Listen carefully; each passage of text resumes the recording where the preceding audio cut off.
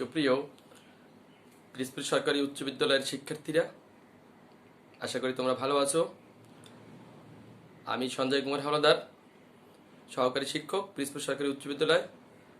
আমি আজ তোমাদের সামনে নবম দশম শ্রেণীর বাংলাদেশ ও বিশ্ব পরিচয় থেকে অধ্যায় 8 এই বাংলাদেশের গণতন্ত্র নির্বাচন এই বিষয়ে আলোচনা করব। আশা করি তোমরা এই করোনাকালীন সময়ে সবাই বাসায় আছো এবং সবাই ভালো আছো। মহান সৃষ্টিকর্তা তোমাদের সকলকে সুস্থ রাখুক, এই কামনা করে আজকের ক্লাসটি শুরু করছি। তোমরা মনোযোগ দিয়ে খেয়াল করবে। আজকের ক্লাসে আলোচ্য বিষয় বাংলাদেশের গণতন্ত্র ও নির্বাচন। প্রথমে আসি, এই বিষয়টি জানতে হলে তোমাকে প্রথমে গণতন্ত্র কি সেটা জানতে হবে। আমরা গণতন্ত্র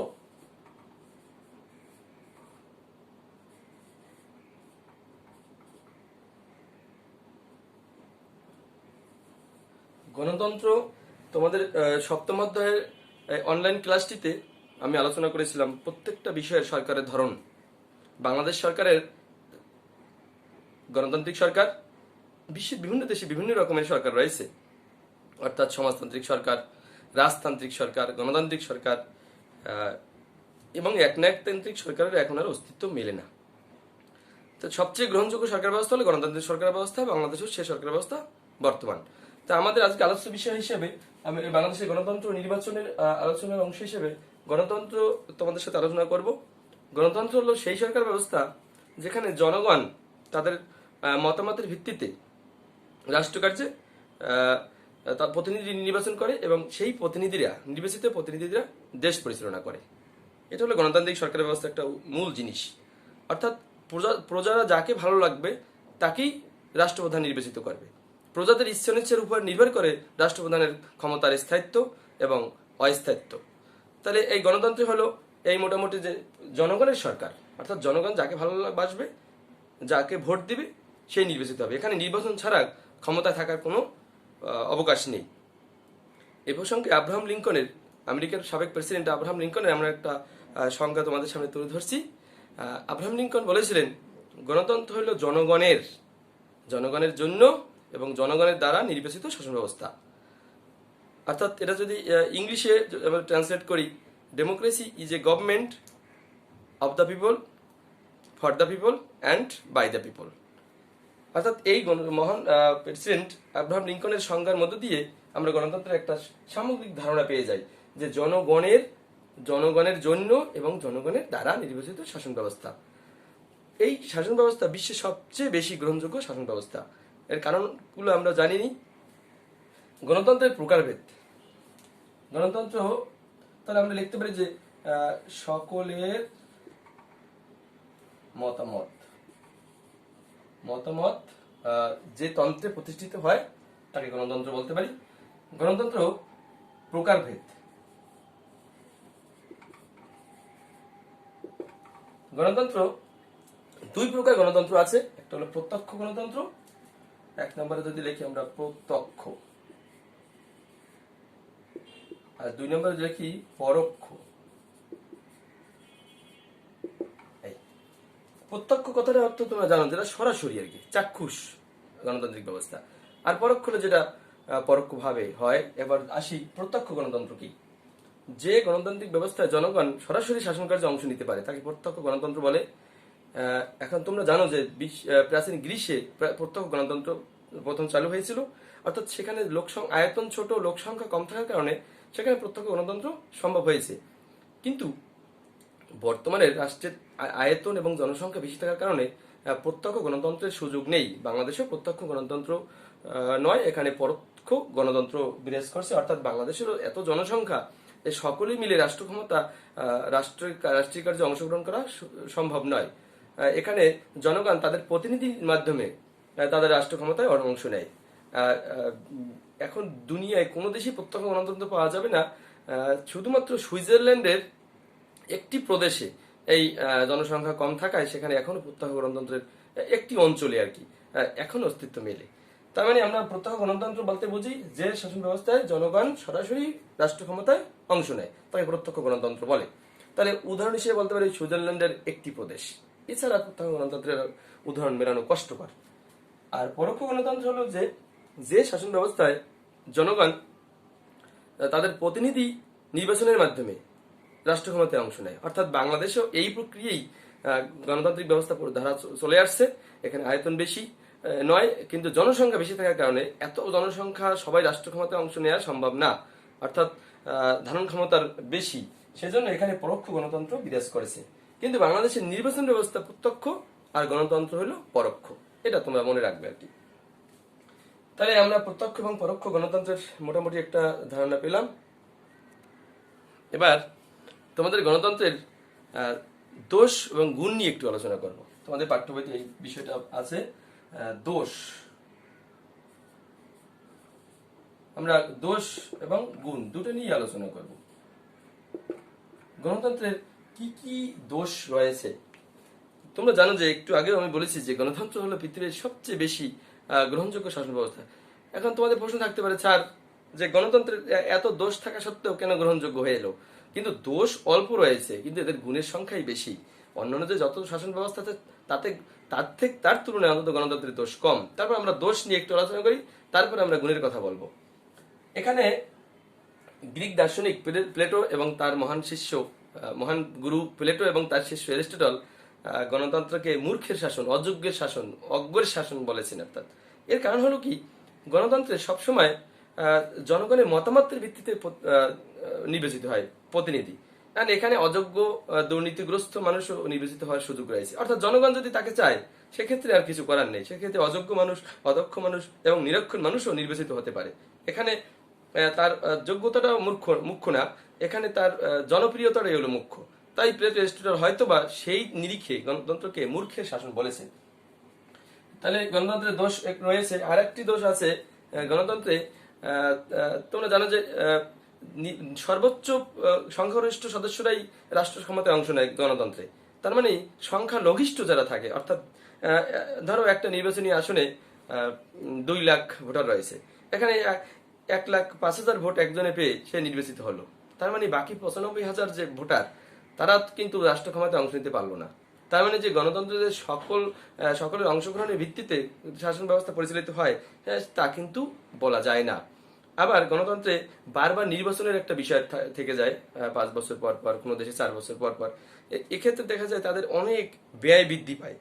এই নির্বাচন করতে গিয়ে জনপ্রিয়তা আদায় করতে গিয়ে তাদের অনেক খরচ করতে হয়। তার মানে সেখানে দুর্নীতি হওয়ার সম্ভাবনা রয়ে গেছে। এইটুকু মোটামুটি গণতন্ত্রের দোষ রয়েছে। তাহলে এটা বলতে পারি যে অযোগ্য ব্যক্তির শাসন আর অজ্ঞ ব্যক্তি শাসন আর দুর্নীতি শাসন।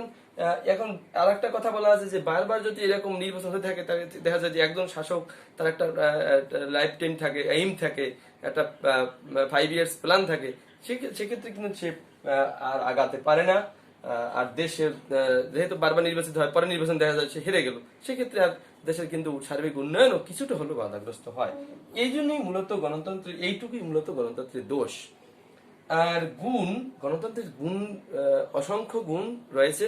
সেটা হলো গণতন্ত্রে জনগণের সরকার প্রতিষ্ঠিত হয়। রাজতন্ত্রে বা একনায়কতন্ত্রে বা সমাজতন্ত্রে সেখানে কিন্তু জনগণের সরকার প্রতিষ্ঠিত হয় না। অর্থাৎ গণতন্ত্রে জনগণ স্বতঃস্ফূর্তভাবে ভোট দিয়ে যাকে নির্বাচিত করবে সেই সরকার হবে। এখানে জনগণের ইচ্ছা অনিচ্ছার প্রতিফলন ঘটে। তাই এই গণতন্ত্রের গুণ কিন্তু সর্বাগ্রেই বেশি। আর জনগণ যাকে চাইবে তাকে নির্বাচন করবে, জনগণ যাকে যদি না চায় তাহলে সে আর কোনো রাষ্ট্র প্রধান বা এমপি বা মন্ত্রী প্রধানমন্ত্রী কেউই ক্ষমতায় থাকতে পারবে না। তার মানে জনগণের ইচ্ছা অনিচ্ছা যদি প্রতিফলন ঘটে তাহলে গণতন্ত্র শাসক থাকবেন, আর যদি ইচ্ছা অনিচ্ছার প্রতিফলন না ঘটে তাহলে শাসক থাকবেন না। এই মোটামুটি গণতন্ত্রের দোষগুণ। এবার সুপ্রিয় শিক্ষার্থীরা, এবার তোমাদের সাথে আলোচনা করব রাজনৈতিক দল গণতন্ত্রের সাথে একটা যুক্ত সংশ্লিষ্ট। অর্থাৎ তোমরা জানো যে গণতন্ত্রের নির্বাচন ছাড়া গণতন্ত্র কল্পনা করা যায় না। তা নির্বাচন করতে হলে তো জনপ্রিয়তা, প্রতিনিধিত্ব এবং জনগণ, এই জিনিসগুলো তো এই বিষয়টি না থাকলে তো সেখানে গণতন্ত্র টিকতে পারে না। তাই গণতন্ত্রের রাজনৈতিক দল অপরিহার্য বিষয়, অর্থাৎ রাজনৈতিক দল জন জন জনপ্রিয়তা অর্জন করার জন্য তারা সর্বাগ্রে চেষ্টা করে। এবার আসি রাজনৈতিক দলের সংজ্ঞা কি। প্রথমে আমরা আলোচ্য বিষয় রাজনৈতিক দল। রাজনৈতিক দল হলো একদল সংঘবদ্ধ মানুষ যারা একটি আদর্শে ঐক্যবদ্ধ থেকে বৈধ উপায়ে নির্বাচনের মাধ্যমে ক্ষমতা দখলের চেষ্টা করে এবং তারপর ক্ষমতা পেলে রাষ্ট্র পরিচালনা করে। অর্থাৎ কি জানলাম তাহলে, একদল সংঘবদ্ধ মানুষ যারা বৈধ উপায়ে নির্বাচনের মাধ্যমে ক্ষমতায় গিয়ে রাষ্ট্র পরিচালনা করে তাদেরকে রাজনৈতিক দল বলে। বাংলাদেশের অনেক রাজনৈতিক দল রয়েছে। বাংলাদেশ আওয়ামী লীগ, বিএনপি, জাতীয় পার্টি, কমিউনিস্ট পার্টি সহ অনেক রাজনৈতিক দল রয়েছে গণতন্ত্রে। সেই রাজনৈতিক দলরা জনগণের মতামত নিয়েই তাদের নির্বাচিত হয় এবং সেই প্রতিনিধিরাই দেশ পরিচালনা করে। এবং রাজনৈতিক দলের উদ্দেশ্যটা কি? এই রাজনৈতিক দলের যদি কোনো খারাপ উদ্দেশ্য থাকে তারা কিন্তু ক্ষমতায় একবারে বা দ্বিতীয়বার টিকতে পারে না। অবশ্যই রাজনৈতিক দলের মহৎ উদ্দেশ্য আছে, সেটা হলো জনকল্যাণ। এক নম্বরে যদি বলি যে রাজনৈতিক দলের প্রধান উদ্দেশ্য কি, সেটা হলো জনকল্যাণ। রাজনৈতিক দল সর্বদা জনগণের মতামত নিয়ে তাদের ক্ষমতা দখল করতে চায় এবং রাষ্ট্র পরিচালনা করতে চায় এবং দেশের উন্নয়ন করতে চায়। তাহলে প্রথমে রাজনৈতিক দল ছাড়া কিন্তু গণতন্ত্র কল্পনা করা যায় না, এবং রাজনৈতিক দল জনগণের স্বার্থে দেশের নানা উন্নয়নমূলক কর্মকাণ্ড পরিচালনা করে এবং মানুষের ভাগ্য উন্নয়নে সদা তৎপর থাকে। এবার রাজনৈতিক দলের ভূমিকা, রাজনৈতিক দল নানা ভূমিকা অবতীর্ণ হয়। দেশ থেকে যাতে সন্ত্রাস দুর্নীতি যায় সেজন্য রাজনৈতিক দল চেষ্টা করে। মানুষের মধ্যে ঐক্যবদ্ধ মনোভাব এবং সংঘবদ্ধ মনোভাব সৃষ্টি করে। মানুষকে ভালো পথে পরিচালনা করার জন্য চেষ্টা করে এবং ক্ষমতায় গিয়ে তারা দেশ পরিচালনা করে, বিদেশের সাথে চুক্তি করে এবং দেশের শান্তি স্থিতিশীলতা এবং ধর্মীয় ভাব গাম্ভীর্য সবকিছু বজায় রেখে তারা মানুষের জনকল্যাণে সর্বদাই ব্রতী থাকে। এই রাজনৈতিক দলের ভূমিকা গণতান্ত্রিক শাসন ব্যবস্থায় মানে অপরিসীম। এক কথা যদি বলতে পারি যে রাজনৈতিক দলের ভূমিকা অপরিসীম। আর এরপরে আছে তোমাদের পরবর্তী আলোচ্য বিষয় বাংলাদেশের জাতীয় সংসদ নির্বাচন প্রক্রিয়া। তোমরা জানো যে ব্রিটিশ 47 সালে ব্রিটিশরা চলে যাওয়ার পর এই বাংলাদেশে প্রথম গণতান্ত্রিক পার্লামেন্টারি গণতন্ত্র চালু হয়, মানে সংসদীয় গণতন্ত্রের ধারা চালু হয়। কিন্তু তার 47 সালের ব্রিটিশ যখন স্বাধীন হয় ভারতবর্ষ এবং পাকিস্তান, স্বাধীন ভারত এবং পাকিস্তান, তাই পাকিস্তানে আবার দুটি অংশ রয়ে গেল। পূর্ব পাকিস্তানে আমরা, পশ্চিম পাকিস্তানে এখন যে পাকিস্তান রয়েছেন সেই পাকিস্তান। এখন এই দুটি দেশের মধ্যে আবার তখন পার্লামেন্টারি ব্যবস্থা ছিল, কিন্তু 1956 সালের সংবিধানে তখনকার যারা গভর্নর জেনারেল ছিল তখন 56 সালের সংবিধানের মাত্র 2.5 বছরের মাথায় প্রথম ইস্কান্দার মির্জা সামরিক আইন জারি করে। তার মাত্র 20 দিনের মাথায় তাকে উচ্ছেদ করে আইয়ুব খান 1958 সালের 27 অক্টোবর তিনি আবার ক্ষমতা দখল করেন।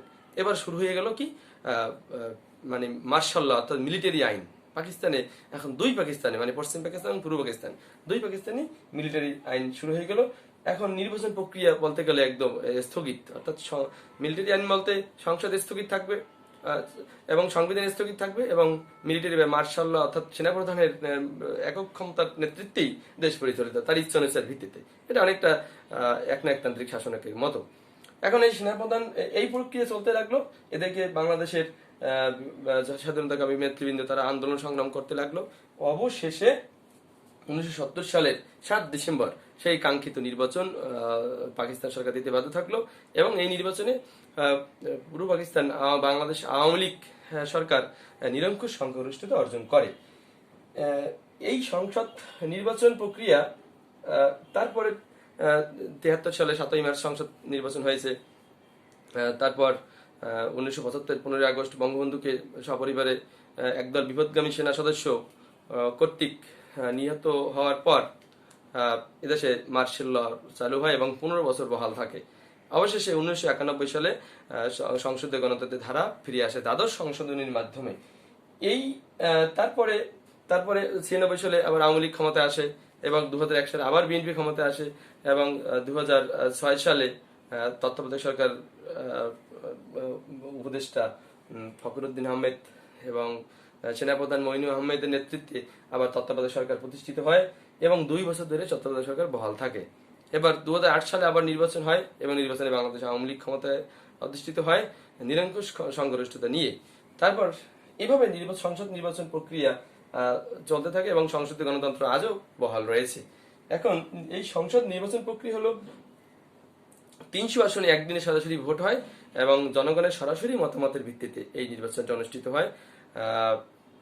সরাসরি ভোট মানে ভোট প্রত্যক্ষ, আগেই বলছে যে বাংলাদেশের নির্বাচন প্রক্রিয়া কিন্তু প্রত্যক্ষ, অর্থাৎ জনগণ যেদিন ভোট দেবে সেদিনই তার প্রতিনিধি কে নির্বাচিত হবে, অর্থাৎ সংসদ সদস্য তথা এমপি কে নির্বাচিত হবে সেটা কিন্তু সে যেদিনই জেনে যায়।